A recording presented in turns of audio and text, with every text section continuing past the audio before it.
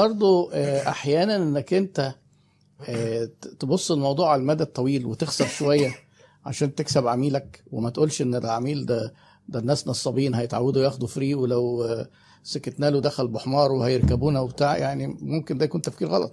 يعني انا لو احكي لحضرتك يعني مواقف، انا عارف يعني لما هاجي اتكلم على اجانب الناس تقول لك ده اجانب، احنا في مصر مش كده وبتاع. بس خليني اقول لك الاجنبي، وخليك يعني برضو عندي مثال مصري، بس يعني بره الناس اللي بتقول انا بس عايز اوضح للناس الليفل بره، علشان برضو لما بنيجي نتكلم في الحديث عن ان انت تشتغل بالدولار ومش عارف ايه وكده، ما هو في حاجات كتير لازم تفكر فيها. هو بالظبط السوق هناك عامل ازاي مقارنه بالسوق هنا، وفي اختلافات كتير.